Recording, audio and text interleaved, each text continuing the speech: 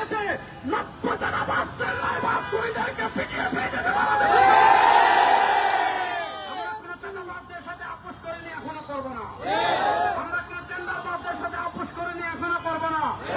পীর সাহেব চরমোনাই আমাদেরকে স্পষ্ট বার্তা দিয়েছেন, পীর সাহেব চরমোনাই আমাদেরকে স্পষ্ট মেসেজ দিয়েছেন, পীর সাহেব চরমোনাই জাতিকে স্পষ্ট বার্তা দিয়েছেন, ইসলামকে রাষ্ট্র ক্ষমতায় নেওয়া ছাড়া আর কোন তন্ত্রমন্ত্র দ্বারা বাংলাদেশের পরিবর্তন করা সম্ভব না।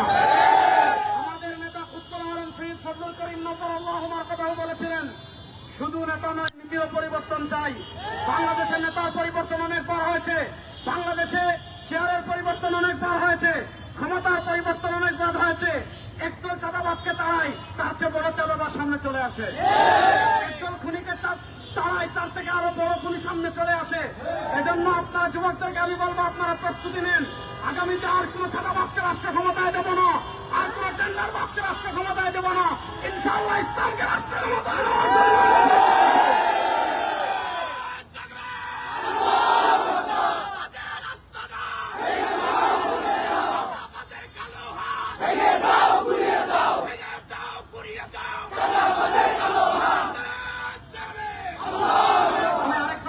ইসলামী আন্দোলন বাংলাদেশ ঐক্যমত্য কমিশনে পৃথক শরিয়া কোডের প্রস্তাবনা করেছিল।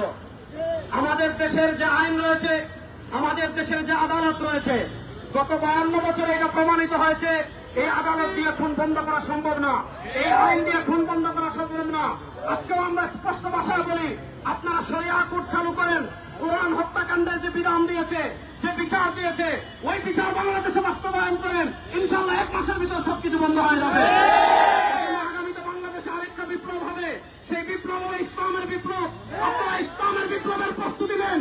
ইসলামকে রাষ্ট্র ক্ষমতায় নেওয়ার মাধ্যমে বাংলাদেশে আমরা সকল অন্যায়ের অপসারণ করবো ইনশাআল্লাহ। আল্লাহ তাআলা ইসলামকে রাষ্ট্র ক্ষমতায় নেওয়ার তৌফিক আমাদের সবাইকে দান করেন। আমরা ইন্টারিম গভর্নরকে স্পষ্ট ভাষায় বলছি, আপনারা কেন একটা বিশেষ দলের প্রতি এত দুর্বল আমরা বুঝতে পারি না।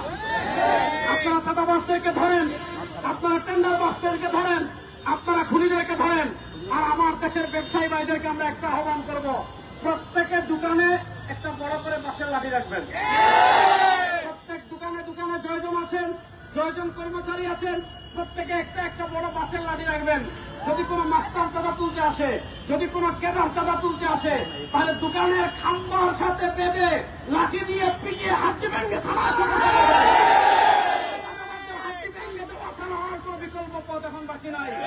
আল্লাহ তাআলা আমাদেরকে ঐক্যবদ্ধভাবে বাংলাদেশে দিন বিজয় করার তৌফিক দান করেন।